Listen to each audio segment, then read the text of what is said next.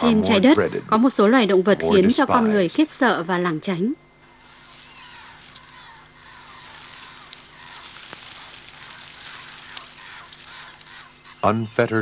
Không bị trói buộc bởi những đôi chân, loài động vật sát thủ này đem đến nỗi ám ảnh cho những loài vật khác sống ở trên cạn, dưới nước và cả trên ngọn cây.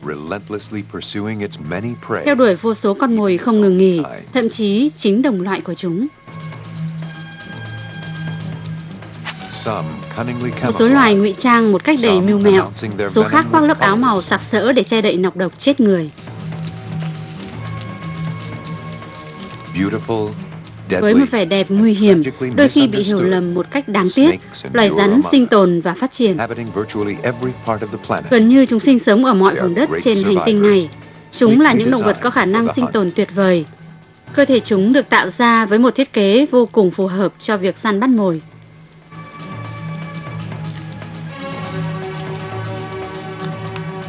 Khoảng 3.000 loài rắn khác nhau trườn bò trên mặt đất. Mặc dù vậy, những con vật nguy hiểm này thường lẩn khuất khỏi tầm mắt của con người.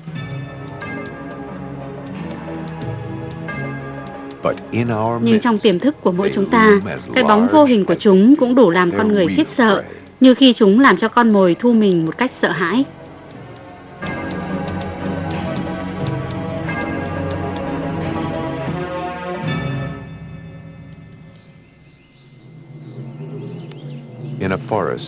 Trong một khu rừng ở vùng Amazon, một con khỉ sóc dường như đang rất lo sợ cho mạng sống của mình.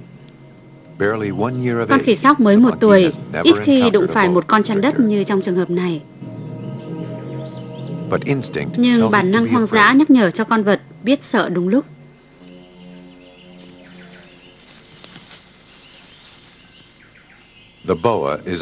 Chăn đất vốn là một loài động vật săn khỉ. Chỉ cần một cái bám chặt, thật đáng ngạc nhiên là con chăn đất này có thể lôi chính cơ thể nặng nề của nó lên ngọn cây cao nhằm tìm kiếm một con mồi bất cảnh giác. Một con khỉ bờm sư tử nhỏ bé có thể biến thành một bữa ăn lý tưởng cho con chăn.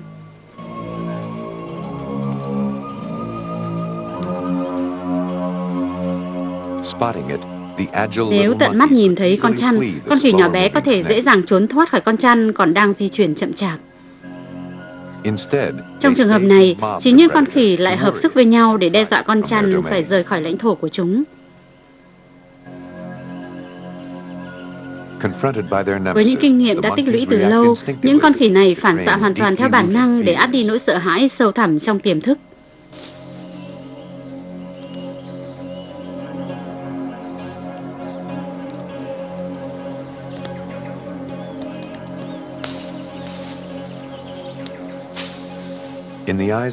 Đối với những loài động vật linh trưởng, chăn và rắn thường bị coi là những loài vật xấu xa hay là những con vật đầy tinh quái trong mắt của con người.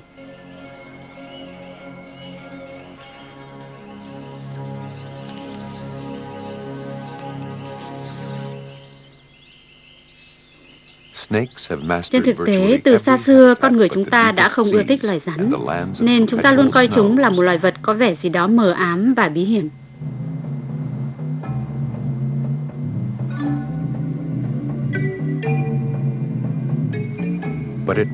Loài rắn thành thạo gần như mọi ngóc ngách ở những môi trường sống khác nhau, từ rừng sâu đến vùng băng tuyết. Nhưng cũng tồn tại một vài địa điểm mà loài rắn bỏ quên suốt gần 500 triệu năm kể từ khi loài vật trên cạn đầu tiên bắt đầu định cư trên trái đất. Đó chính là tổ tiên của những loài rắn ngày nay. Rừng nhiệt đới là ngôi nhà chung khổng lồ, nơi có môi trường sinh thái đa dạng và là nơi sinh sống của nhiều loài động thực vật hơn bất kỳ một khu vực nào khác trên thế giới.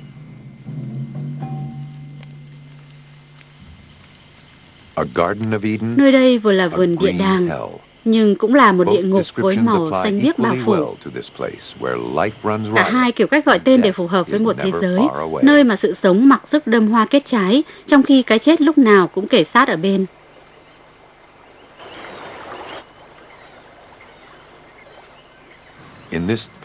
Trong vòng tuần hoàn của thế giới động vật, bất kỳ một loài nào cũng vừa là kẻ đi săn, vừa là con mồi. Cuộc đấu tranh sinh tồn diễn ra ở khắp mọi nơi.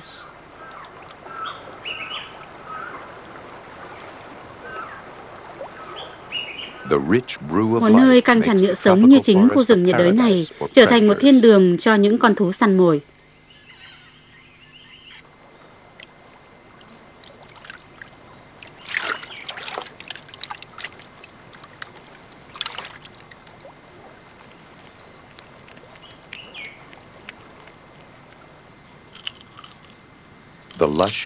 Nguồn thức ăn dồi dào ở đây cung cấp những bữa đại tiệc cho những loài động vật ăn lá. Cùng với việc tiêu thụ hoa trái và lá cành, những loài động vật này là một mắt xích tái tạo của khu rừng.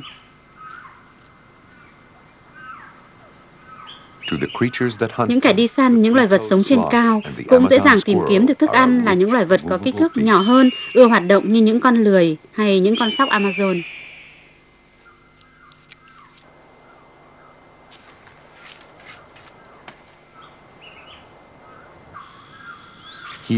Ở một nơi cung cấp thức ăn phong phú như thế này, có thật nhiều món ăn, nhưng cũng có thật nhiều những nỗi sợ hãi thường trực.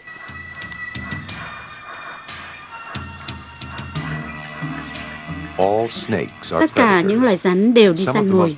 Một vài trong số những kẻ gác rừng thần thoại là loài mang vẻ chết chóc nhất.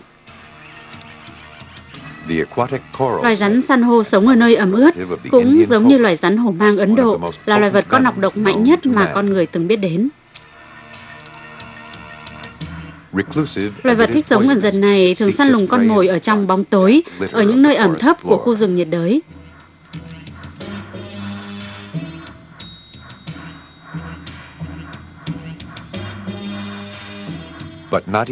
Thậm chí một ngọn cây cao thế này cũng chưa chắc giúp cho con mồi có một nơi trú ẩn thật sự an toàn khỏi con rắn sát thủ kia.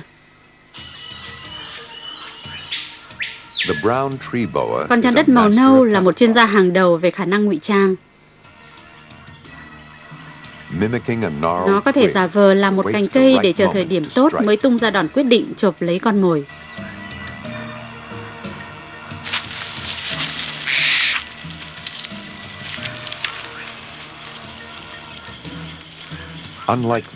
Không dùng nọc độc như rắn san hô, kỹ thuật săn mồi của con chăn đất này phụ thuộc vào khả năng cuộn như bện thừng của nó. Càng quấn chặt bao nhiêu thì con mồi càng nhanh chóng bị hạ gục.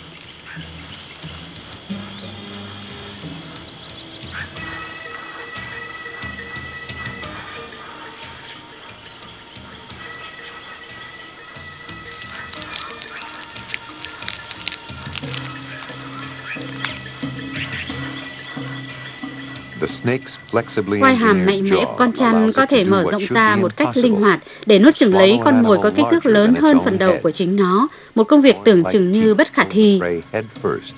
Nó nuốt vào dạ dày phần đầu của con mồi trước.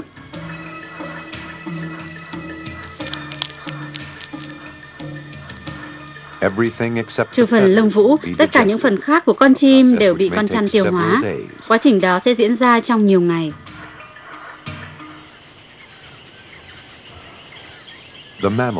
Những con thú sống trên cây là đối tượng tấn công yêu thích hàng đầu của loài chăn đất. Một số loài chăn còn phát triển khả năng rất khôn ngoan trong việc che giấu mục đích thật sự của chúng.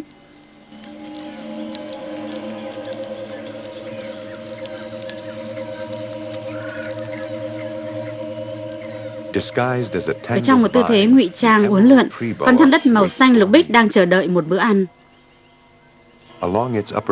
Dọc theo quai hàm bên trên của con chăn có những cái lỗ nhạy cảm, một bộ phận được chuyên dụng hóa, cho phép nó dò tìm và tấn công chính xác những con mồi, thậm chí ngay cả vào ban đêm.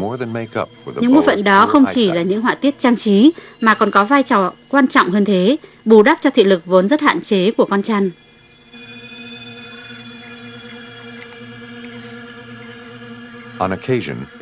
Con vẹn này cũng dùng màu xanh để ngụy trang, không hề biết rằng nó sắp trở thành bữa ăn của con chăn. Con chăn dùng lưỡi để xác định mùi vị trong không khí.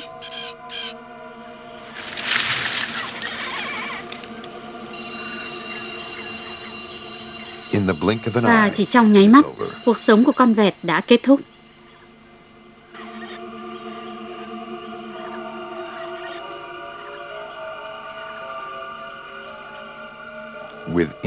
Vốn có kỹ năng và sự kiên nhẫn bẩm sinh, con chăn khéo léo xoay sở để nuốt trọn con mồi mà chẳng hề có chút xây sát tổn thương nào.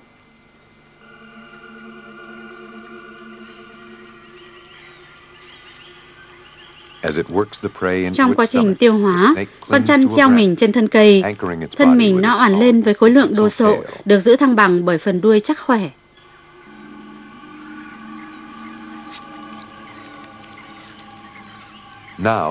Và bây giờ đã đến lúc quá trình tiêu hóa bắt đầu diễn ra. Lượng axit dịch vị tiết ra thấm vào mô mềm của con vẹt.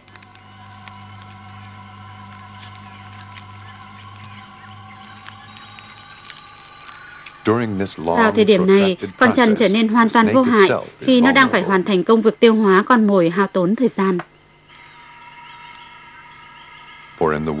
Trong một thế giới như thế này, những loài vật khôn ngoan thường đợi chờ để săn tìm những con mồi hoặc chậm chạp hoặc ngơ ngác, không nhận biết được những gì đang diễn ra xung quanh.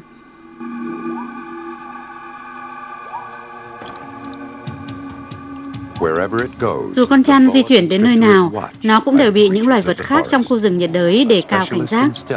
Con trăn di chuyển tự do khắp trong khu rừng, giống như ở chính ngôi nhà của mình. Là một trong những loài rắn lớn nhất trên thế giới, con trăn này có thể dài tới 3,6 m và nặng hơn 90 kg.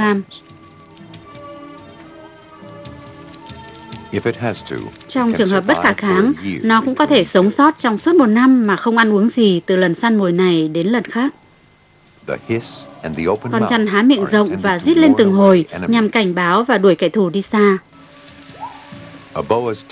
Những chiếc răng của trăn có thể làm vết thương nhiễm trùng, nhưng thực tế chỉ cú vặn thừng siết chặt của nó mới dẫn đến cái chết của con mồi. Với lớp da xen kẽ màu nâu và xanh lá, con trăn to lớn thoát ẩn thoát hiện trên nền rừng tranh tối tranh sáng.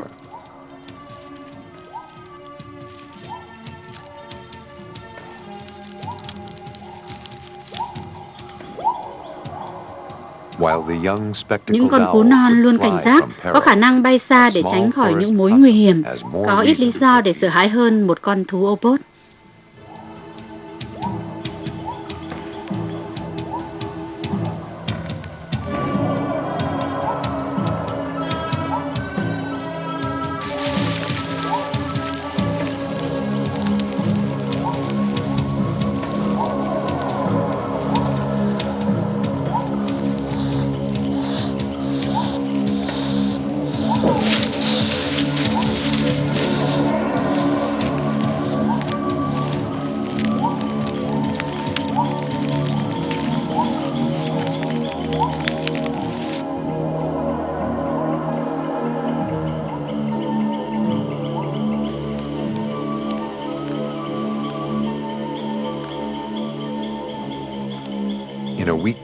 Trong khoảng thời gian 1 tuần, con vật kém may mắn này sẽ bị tiêu hóa và biến đổi thành một quả bóng toàn lông và xương, sau đó sẽ bị con trăn đào thải.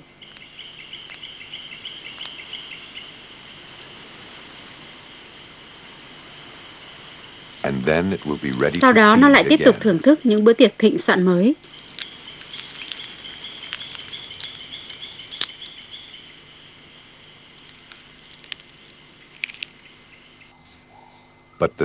Nhưng loài rắn không phải lúc nào cũng đóng vai trò của kẻ đi săn.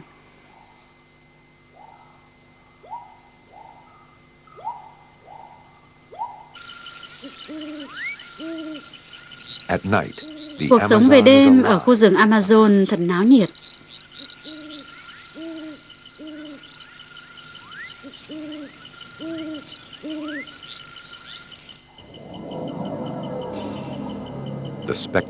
Một con cú vọ đang quan sát chăm chú như một chiếc radar quét qua nền rừng.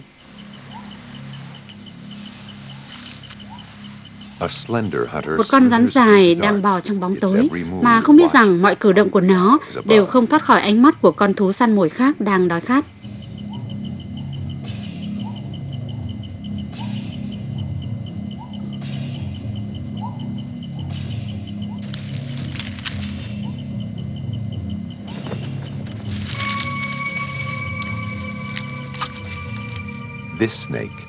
Con rắn này không hề mảy may cảm nhận được nguy hiểm đang rình rập. Đối đầu với một con cú dữ tợn mỏ sắc nhọn mà con rắn lại thiếu đi nọc độc chết người và những cú cuộn mình siết chặt thì nó chỉ còn đường chết.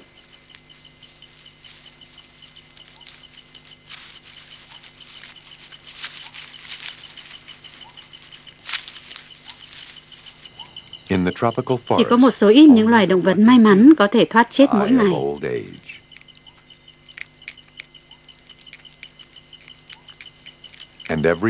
Đối với mọi loài động vật săn mồi dù lớn hay nhỏ, sớm muộn gì cũng sẽ chịu chung số phận giống như con rắn này, trở thành miếng mồi ngon cho một loài vật săn mồi khác tinh khôn hơn.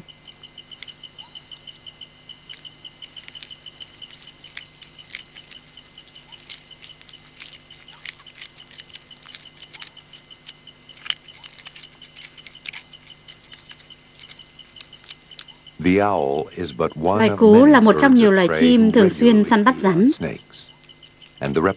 Chính vì vậy mà loài rắn thường có một nỗi sợ hãi lớn hơn nhiều sự đe dọa mà đồng loại mang đến cho chúng.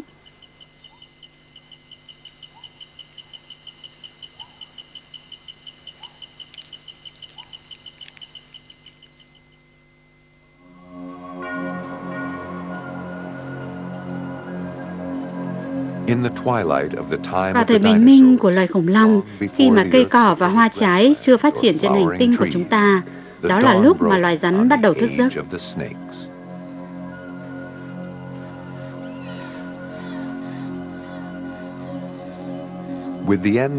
Kỷ trung sinh kết thúc, một trang mới của sự sống lại bắt đầu trên hành tinh. Từ xích đạo đến vùng cực, nơi đâu cũng diễn ra cuộc cách mạng về sự sống. Các lục địa dịch chuyển cùng với sự biến đổi từ cái cũ sang cái mới trên khắp thế giới. Khá nhanh chóng sau đó, những loài động vật mới xuất hiện và trở nên đông đúc cùng với việc thích nghi dần với đa dạng hình thái sự sống trên hành tinh. Trong số những kẻ mới đến, có những con chim đầu tiên và cả những giống bò sát mới không có chân, được tạo hóa ưu đãi với lượng thức ăn dồi dào và những cái chi dường như không cần dùng đến nữa trong việc bám đuổi con mồi.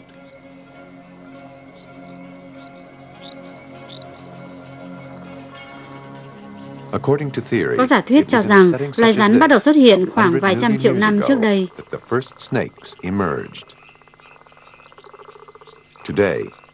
Và lúc này, một con rắn nước độc sống ở Mỹ dừng lại bên một cái đầm lầy ở phía nam.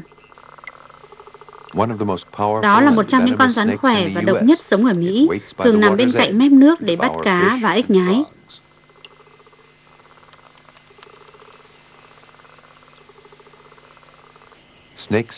Rắn có khả năng thích nghi với nhiều loại môi sinh khác nhau và chúng đã tiến hóa cùng với những kỹ năng cần thiết để thích ứng với điều kiện sống.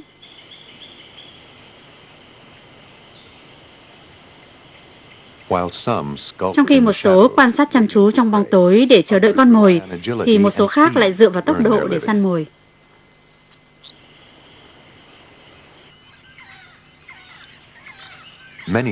Rất nhiều loài rắn có khả năng bất động đến chết người. Chúng có thể duy trì sự tĩnh lặng đó trong một thời gian rất dài. Nhưng đến khi di chuyển, chúng không những rất nhanh nhẹn, linh hoạt mà lại còn không hề phát ra tiếng động.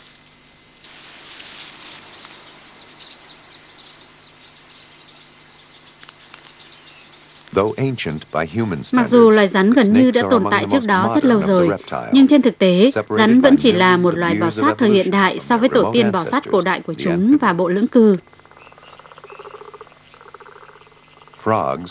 Ếch nhái và những loài lưỡng cư họ hàng khác vốn là những cư dân đặt những bước chân đầu tiên của sự sống trên cạn, nhưng chúng sẽ không bao giờ hoàn toàn rời những vũng nước nửa bước. Tổ tiên trước đây của loài rắn là những loài bò sát có vảy trên da. Một nhánh khác của họ này, những con rùa nước và rùa cạn đã phát triển những lớp mai cứng để bảo vệ chúng khỏi những loài thú săn mồi.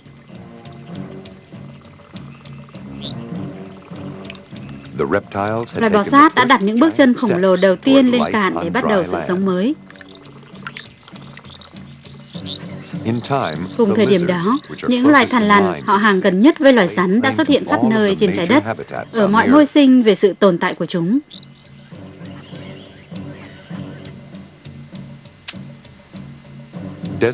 Những loài vật sống trên sa mạc, như con thằn lằn có sừng này, có thể sẽ không bao giờ được tận mắt nhìn thấy một cái ao hay một dòng suối trong suốt cuộc đời. Hay những loài kỳ đà khác cũng vậy, ví dụ như con kỳ đà Indonesia này lại cư trú ở chính giữa khu rừng ẩm ướt.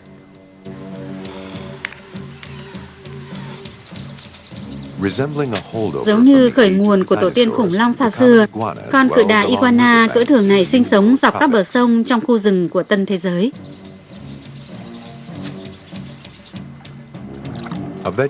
Là một loài động vật ăn cỏ, tùy từng vùng sinh sống, con cự đà iguana này có thể dài hơn 1,8 mét và nặng hơn 12 kg.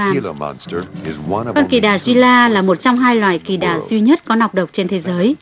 Nó không chỉ giống loài rắn ở nọc độc mà còn có lưỡi chẻ đôi. Điều này khiến chúng giống với loài rồng Komodo.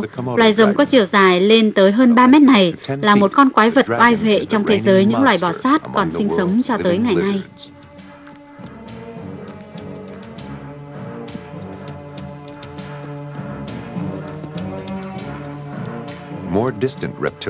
Giống cá sấu alligator và cá sấu thông thường đã chiếm lấy một phân nhánh khác như tương đương với nhau dọc theo chiều dài của lịch sử tiến hóa.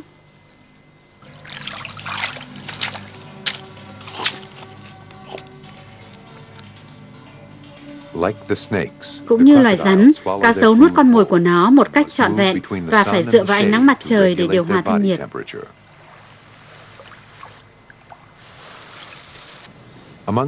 Trong số những loài rắn nguyên thủy nhất, dù thiếu đi những cái chi và quai hàm có thể xé thịt, chăn đất và chăn cuộn vẫn là những chuyên gia đi săn hàng đầu, giết chết con mồi với kỹ năng cuộn chặt như bện thừng. Nhưng không giống như họ hàng thằn lằn, chúng còn giữ lại lưỡi chẻ đôi để dò tìm dấu hiệu của con mồi. Mặc dù tập trung chủ yếu ở những khu rừng nhiệt đới, nhưng loài rắn cũng mở rộng diện tích sinh sống ở nhiều vùng đất khác trên thế giới, thậm chí ngay trên sườn dốc giá lạnh cao 4.500 mét ở vùng núi Himalaya.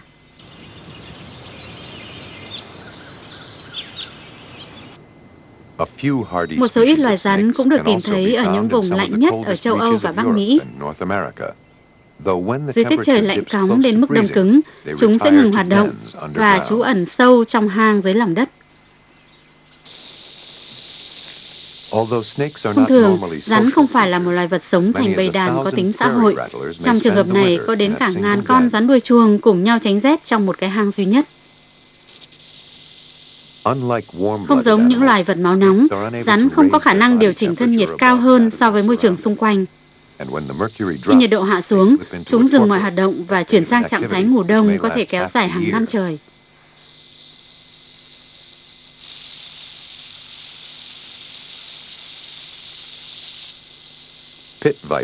Những con rắn lục và những con rắn đuôi chuông chịu đựng cái lạnh tốt hơn những con rắn khác. Giống những sinh vật máu lạnh, phần lớn những loài rắn thường thích nghi tốt trong những khu rừng nhiệt đới rậm rạp như khu rừng ở Florida. Trong khu rừng này, phần lớn thời gian trong năm thời tiết rất dịu nhẹ, nhiệt độ quanh năm rất phù hợp với vùng nhiệt đới. Hệ quả là một sự bùng nổ rực rỡ của sự sống.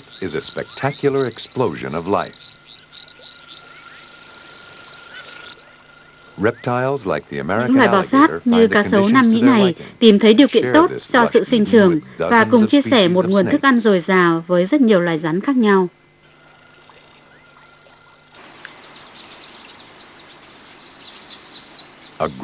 Một con rắn sọc lớn đang săn cá hoặc ếch nhái trong bụi rậm.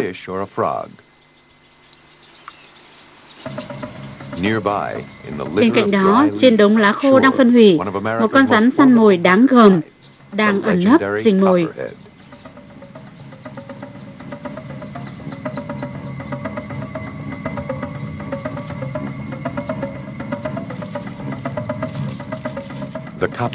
Loài rắn này đã đem đến nhiều tiếng xấu cho những con rắn khác ở châu Mỹ. Vết cắn của nó hiếm khi gây tử vong, nhưng nó lại thường biến những sinh vật nhỏ bé sống trong khu rừng trở thành những nạn nhân xấu số bởi vỏ bọc ngụy trang hoàn hảo của nó.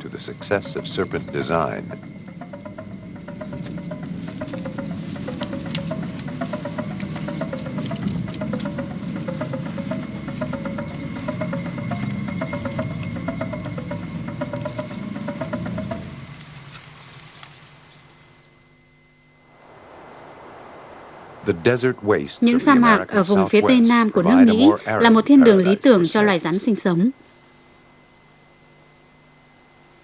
Tất cả các loài động vật sinh sống trên sa mạc, trải dài từ đồng cỏ đến những khu rừng, đều phải có khả năng thích nghi với môi trường thiếu nước trầm trọng.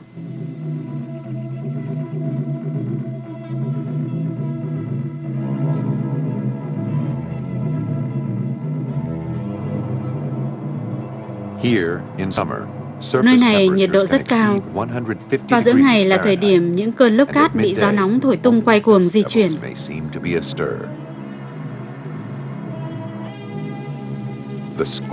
Nhiệt độ nóng như thiêu như đốt đã biến toàn bộ những loài thực vật ở đây thành những đám bùi nhùi dễ bén lửa.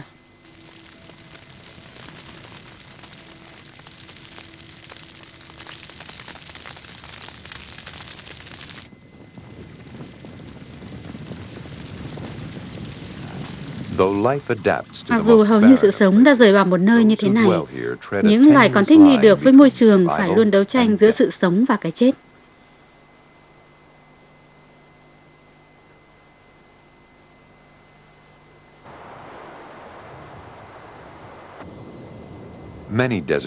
Nhiều loài động vật đã tiến hóa với những cơ chế tuyệt vời để có thể tồn tại trong môi trường khí hậu nóng và khô hạn.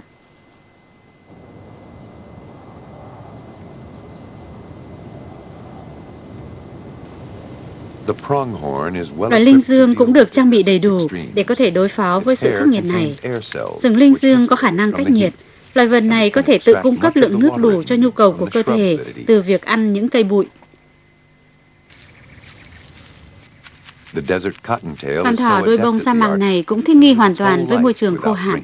Nó có thể sống suốt đời mà không uống nước lần nào. Một số khác đối phó với cái nóng thiêu đốt bằng cách đào hang sâu trú dưới lòng đất. Một số khác phải di chuyển thật xa để có thể tìm thấy những vũng nước còn sót lại.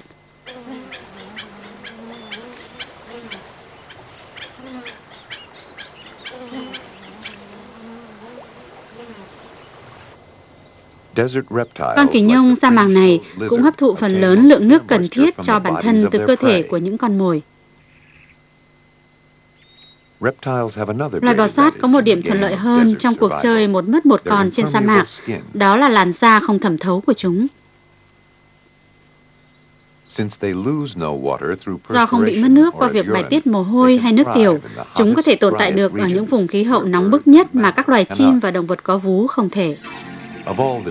Trong số tất cả những loài bò sát trên sa mạc, rắn là loài dễ thích nghi nhất với môi trường này. Trong số những loài rắn đó, chỉ có một số ít loài có tiếng tăm như loài rắn san hô.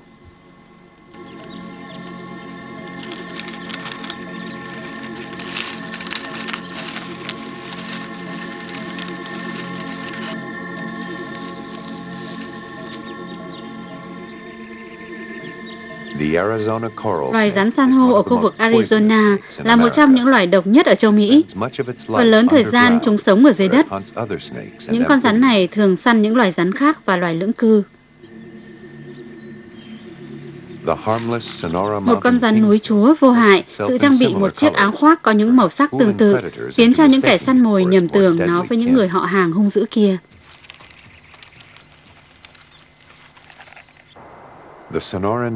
Sa mạc Nam Arizona là một thiên đường của những loài bò sát có nọc độc.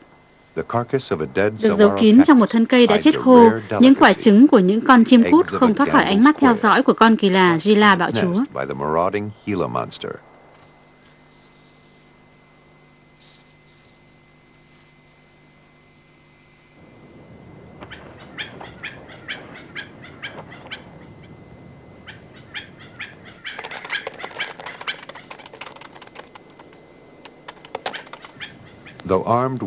Mặc dù được trang bị nọc độc mạnh, con kỳ đà chỉ sử dụng đến thứ vũ khí đó trong trường hợp tự vệ.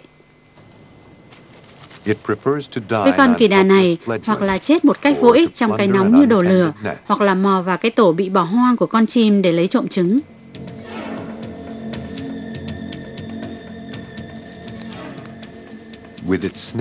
Sử dụng cái lưỡi giống như loài rắn, nó thăm dò những quả trứng để lựa chọn.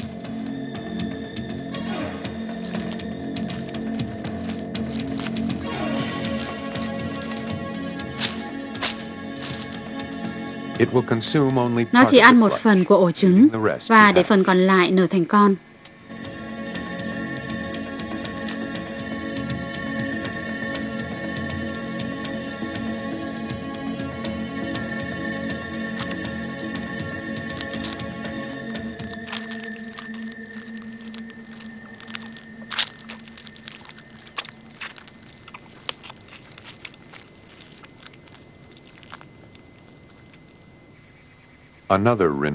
Một cư dân nữa của vùng sa mạc là thủ phạm gây ra số ca tử vong của người Mỹ nhiều hơn bất kỳ một loài bò sát nào khác. Đó là loài rắn đuôi chuông lưng thoi sống ở phía Tây. Mặc dù rắn đuôi chuông lưng thoi là một trong những loài độc nhất sống ở Mỹ, chính bản thân nó cũng có rất nhiều kẻ thù. Một con rắn chúa trung bình vốn rất yêu thích thịt của con rắn đuôi chuông, có khả năng miễn dịch rất cao với nọc độc.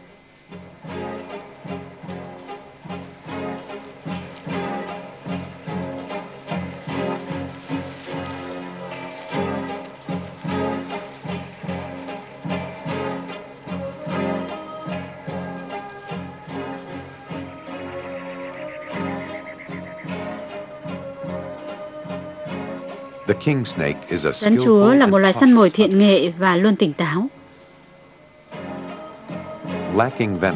Do không có nọc độc, rắn chúa giết chết con mồi bằng cách siết chặt. Chiến thuật của nó là khóa lấy phần đầu của con rắn đuôi chuông và lùa nó vào trong vòng bện thừng chết người.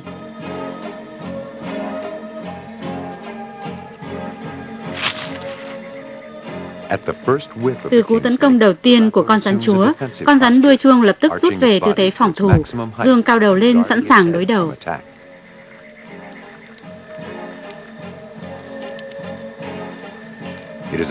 Nhưng tư thế này của con rắn đuôi chuông đã tạo điều kiện cho chính con rắn chúa tận dụng kỹ năng giết rắn đuôi chuông trứ danh của mình.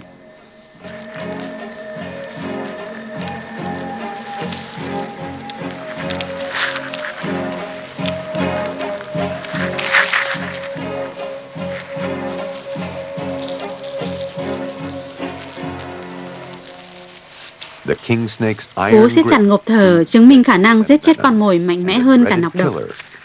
Một con rắn đuôi chuông vốn rất nguy hiểm, giờ đây đã trở thành một bữa ăn ngon lành cho kẻ khác.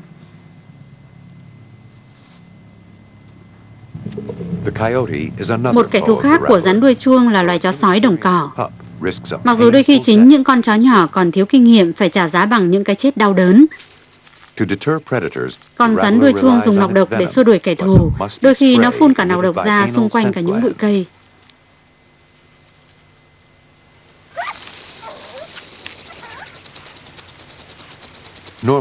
Thông thường con rắn chủ động cảnh báo trước. Bất kỳ một hành vi quấy nhiễu nào nhưng thiếu cảnh giác sẽ khiến cho con chó mất mạng.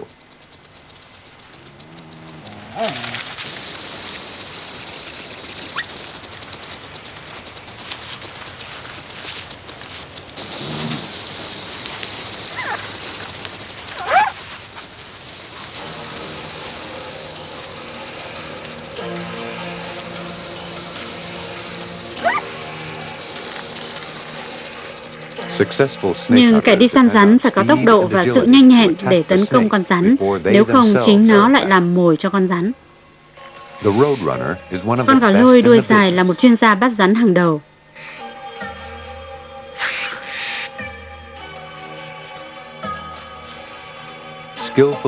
Khéo léo sử dụng đôi cánh và cái đuôi như một chiếc bẫy, con gà lôi làm cho con rắn lung túng, rồi trở nên tuyệt vọng trong những pha phản công. Rồi chỉ đợi 1 phút phân tán của con rắn, con gà lôi sẽ tung ra một đòn trời giáng chí mạng.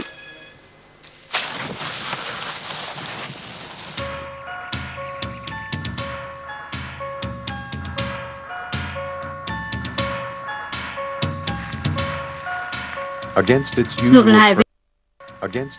lại với những mồi thông thường là những loài thú nhỏ như chuột hay sóc đất, rắn đuôi chuông miền Tây là một kẻ đi săn điêu luyện mà khi gặp không thể tránh khỏi cái chết. Giống như những con rắn sa mạc khác, trong cái nóng ban ngày, nó đi tìm những chỗ trú mình dưới lòng đất.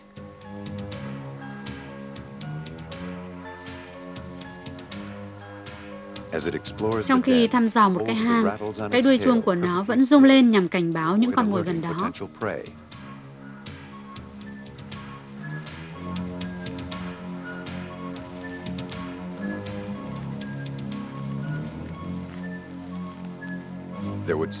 Dường như con chuột này đang hoàn toàn vô vọng vì không có đường trốn thoát. Tuy nhiên, thị lực của rắn đuôi chuông cũng kém giống như những loài rắn khác. Trong ánh sáng tù mù thế này, con rắn không dễ phát hiện được dấu hiệu của con mồi trừ khi con vật chuyển động. Một thời gian dài đã có những người tin rằng loài rắn dùng cái lưỡi chẻ đôi để thôi miên con mồi cho tới khi nó bất động hoàn toàn, rồi sau đó sẽ kết liễu nó bằng một cú đánh chính xác. Trên thực tế, con chuột bất động không phải vì sự thôi miên của con rắn, mà đó chính là bản năng hữu dụng nhất của họ gặm nhấm. Bản thân chúng hiểu rõ rằng con rắn sẽ phát hiện được mục tiêu nhờ sự chuyển động của con mồi, và điều đó đã giúp cho con chuột trốn thoát. Loài rắn huyền thoại này có khả năng thích nghi một cách tốt nhất ở vùng sa mạc phía Tây nước Mỹ. Đối với nhiều loài động vật, rắn đuôi chuông miền Tây là một trong những kẻ đi săn đáng sợ nhất trên vùng đất cằn cỗi này bởi thói quen săn con mồi đến tận cùng.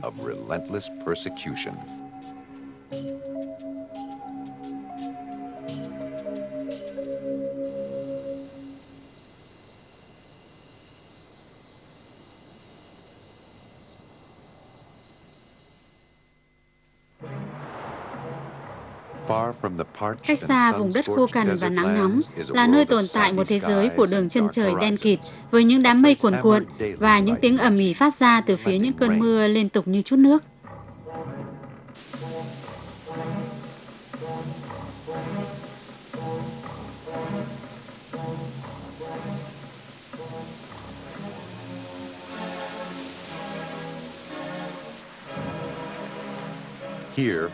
Ở nơi đây, nguồn nước luôn dồi dào như vô tận để đáp ứng cho sự sống.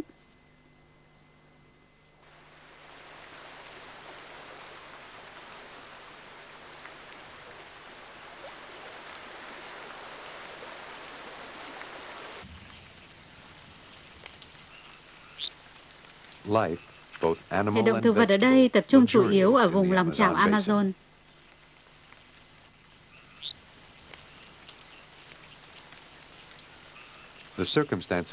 Điều kiện sống này hoàn toàn thỏa mãn nhu cầu của con lười, vốn là loài chuyên ăn thực vật. Thực đơn của nó chủ yếu là lá cây.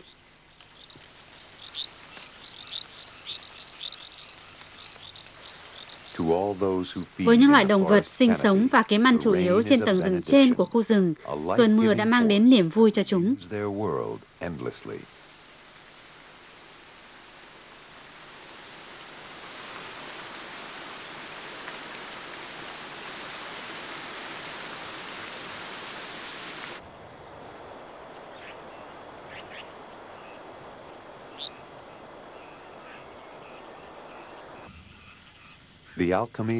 Những cơn mưa đã đem đến sức mạnh dồi dào để tái tạo sự sống.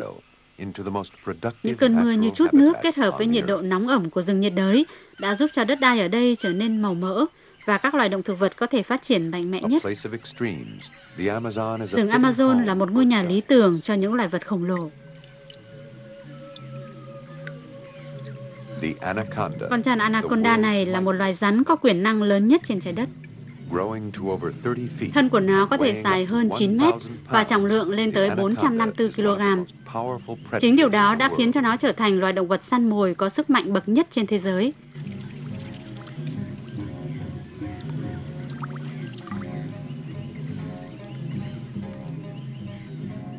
Những người Tây Ban Nha đi khai phá Nam Mỹ thường gọi loài rắn khổng lồ này là matador, có nghĩa là bò giết người.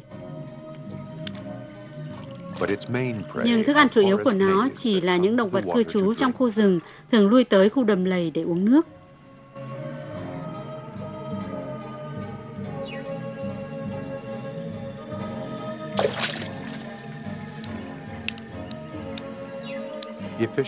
Con trăn tấn công con mồi rất nhanh và hiệu quả. Nó không chỉ quấn chặt lấy con mồi mà ngay lập tức khiến cho con vật ngạt thở mà chết.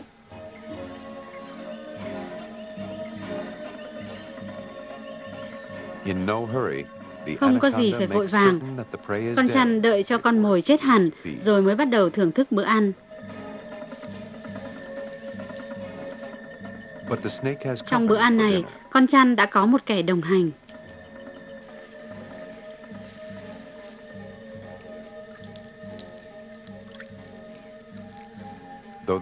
Mặc dù con trồn không hề biểu lộ một mối nguy hại nào, nhưng nhất cử nhất động diễn ra xung quanh đều làm cho bữa ăn của con trăn khổng lồ bị gián đoạn.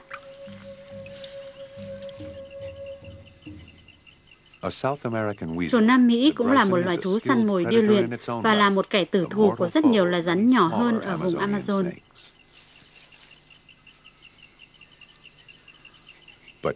Nhưng con trồn cũng như con chăn chẳng hề đoái hoài gì đến việc đọ sức với nhau.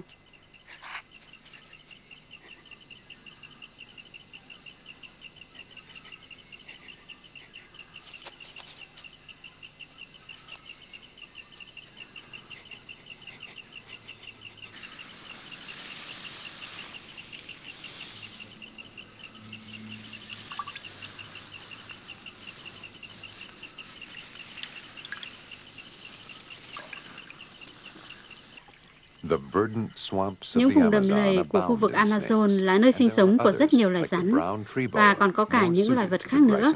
Chẳng hạn như con chăn đất màu nâu này là một món ăn khoái khẩu của loài trồn Nam Mỹ.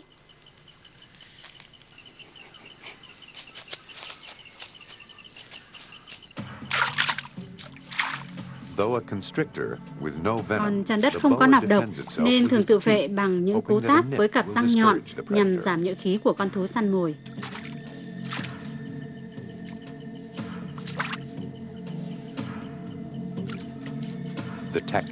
Chiến lược này đã tỏ ra rất hiệu quả.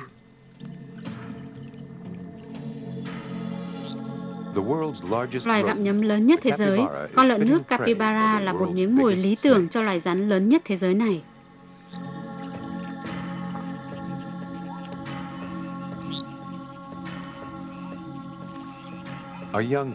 Một con lợn nước capybara còn non đang kiếm ăn ở một bụi hoa súng gần mép nước. Cái lưỡi trẻ liên tục hoạt động để xác định mùi vị của con mồi trong không khí. Loài chăn Nam Mỹ anaconda là một chuyên gia hàng đầu trong việc săn bắt con mồi, đặc biệt là những con mồi còn non mất cảnh giác.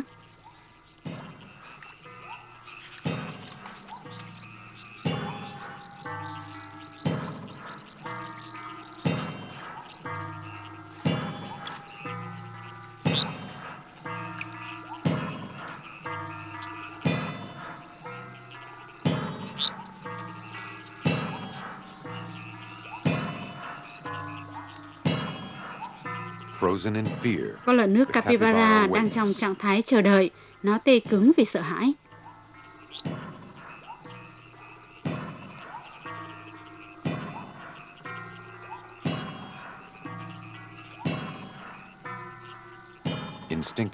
Bản năng mách bảo nó không được cử động.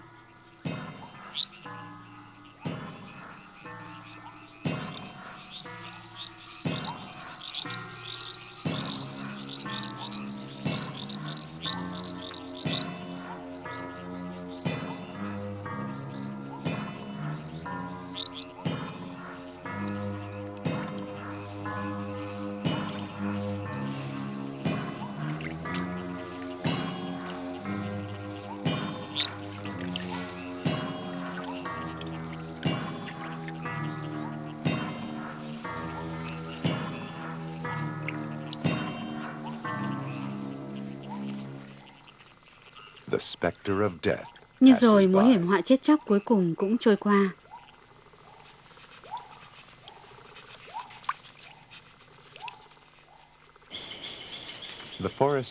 Tầng trên của khu rừng là một nơi trú ẩn tốt cho một số loài động vật tránh những đe dọa đến từ dưới mặt đất. Nhưng đối với một con khỉ bờm vàng sư tử thì ngay cả trên ngọn cây, nguy hiểm cũng có thể xuất hiện bất cứ lúc nào. Con chăn đất này thích nghi tuyệt vời với cả hai môi trường, hoặc ở dưới nước hoặc ở trên cây.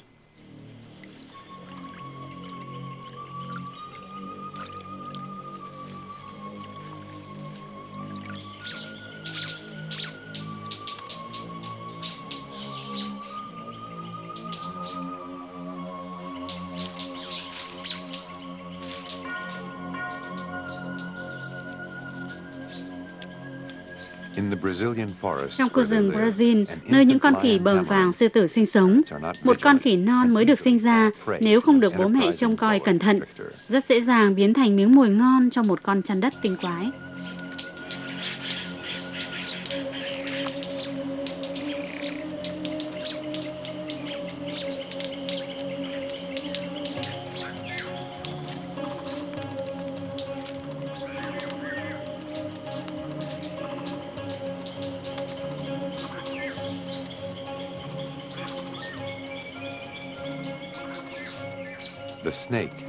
Con chăn có lợi thế ở sự kiên nhẫn và kỹ năng săn mồi bẩm sinh.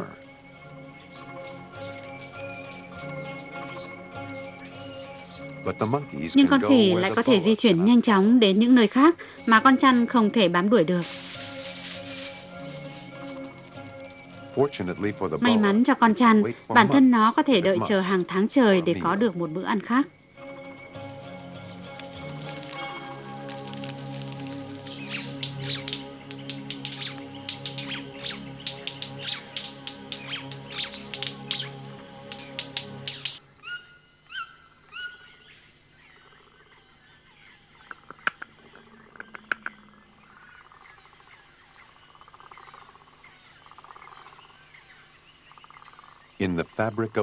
Trong chuỗi thức ăn của rừng nhiệt đới, loài rắn cũng thường xuyên là nạn nhân của sự săn đuổi để làm thức ăn cho loài khác.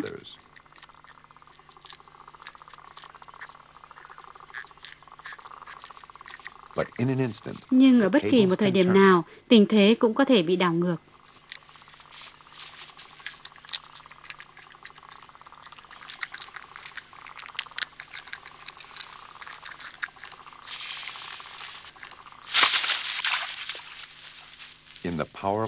Trong vòng siết chặt như cuộn thừng của con chăn anaconda, con chó săn đồng cỏ không còn lối thoát.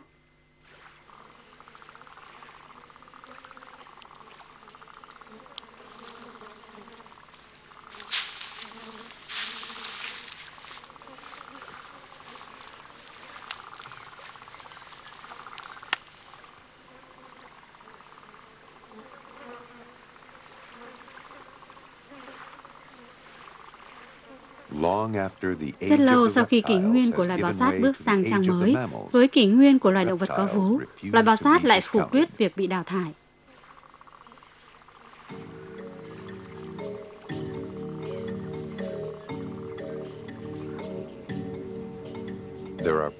Chỉ có một số ít những yếu tố làm nao núng những kẻ đi săn, lửa là một trong số đó.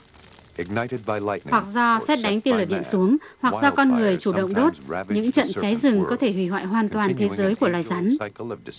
Tiếp sau quá trình hủy diệt đó là một chuỗi tái tạo mới trong chu trình tuần hoàn của sự sống.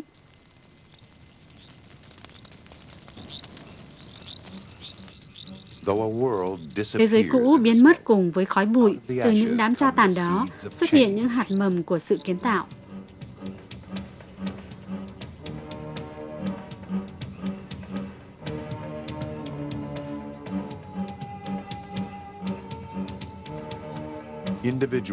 Nhiều cá thể bị thiêu rụi, để rồi cuộc sống mới đâm chồi nảy lộc sẽ tiếp tục kéo dài và phát triển.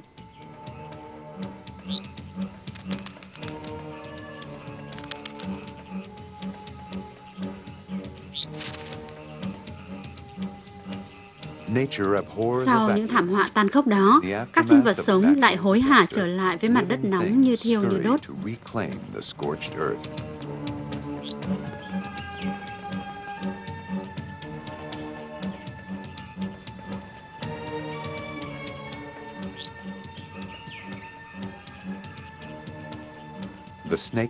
Những con rắn sẽ trở lại chu trình săn mồi của chúng khi bản năng mách bảo những con mồi đã sinh sôi phát triển.